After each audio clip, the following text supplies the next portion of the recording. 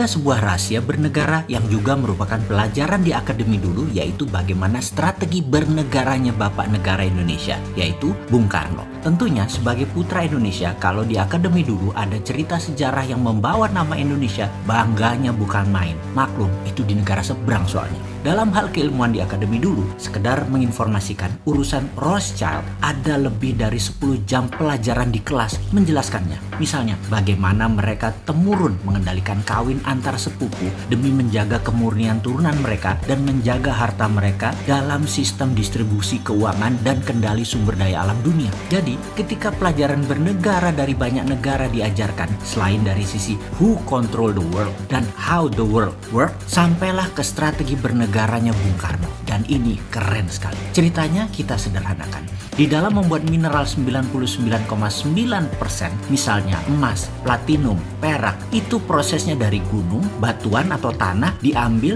diproses tambang, dimasukkan smelter, di refining, jadilah metal murni. Metal murni dari mineral tambang. Proses membuat 1 kg emas dengan 1 ton emas ya sama saja mata rantainya. Disinilah kejeniusannya Bung Karno dimulai. Dia merasa mengapa harus menunggu mineral metal itu ada dulu baru kita manfaatkan sebagai alat jual beli metal atau alat tawar, dijadikan underlying terbitnya mata uang atau currency. Oleh Bung Karno apa yang dilakukan? Data di gunung, dihitung cost accountingnya, maka diperkirakan misalnya dengan kecepatan 10 tahun nantinya akan dapat 1000 ton emas misalnya. Maka ketimbang nunggu 1000 ton itu ada, rupiah di print saja senilai 1000 ton emas sekarang, di mana modal untuk membuat 1000 ton emas tersebut mulai dari mining proses hingga pemurnian refining katakanlah 30%-nya. Lah, gunungnya gunung sendiri ngapain dibayar? Karena itu harganya cuma 30%. Yang dibayar hanya proses tambang hingga pemurnian saja, karena itu dapatnya cuma 30%.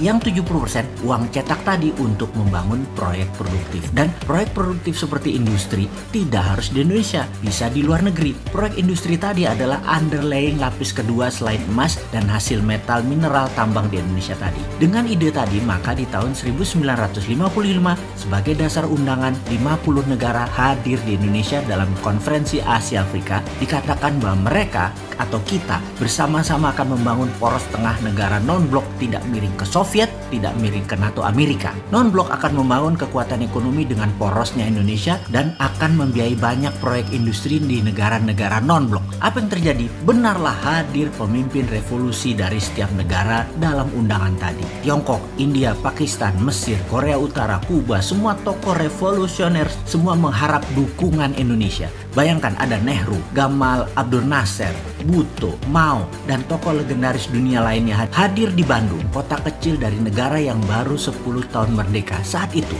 ide jenius Bung Karno mempesona dunia. Indonesia akan membiayai negara non-blok ekonominya tadi. Ternyata, Bung Karno hanya pemikir tunggal atau pemikir sendirian. Di dalam negeri, dirongrong kelompok-kelompok yang ingin berkuasa seperti kaum nasionalis, kaum sosialis, komunis, terus berada di sekeliling Bung Karno untuk dapat mempengaruhi kebijakan politik Bung Karno. Kaum Nasakom itu dirangkul oleh Bung Karno. Inilah yang membuat gonjang-ganjing politik nasional kala itu. Di dunia, kekuatan diplomasi dan manuver rupiah sebagai kekuatan ekonomi belum digarap sempurna. Geoekonomi belum tergarap cantik. Jadinya, beliau selesai dengan kudeta cantik di tahun 1966 yang selanjutnya sahabat tahu ceritanya. Pelajaran sejarah di akademi berhenti di cerita tersebut. Namun dunia tidak berhenti di situ. Tiongkok mengambil ide Bung Karno. Mereka tanpa jaminan sumber alam mineral metal berani melawan hegemoni negara superpower di tahun 90-an, di mana Amerika lagi fokus di Timur Tengah untuk mengambil energi minyak dan gas. Tiongkok printing renminbi berdasarkan industri dalam negeri. Dalam 20 tahun underlying mereka kuat dan mulailah ekspansi ke luar negeri, meminjamkan renminbi cetakan yang banyak ke negara luar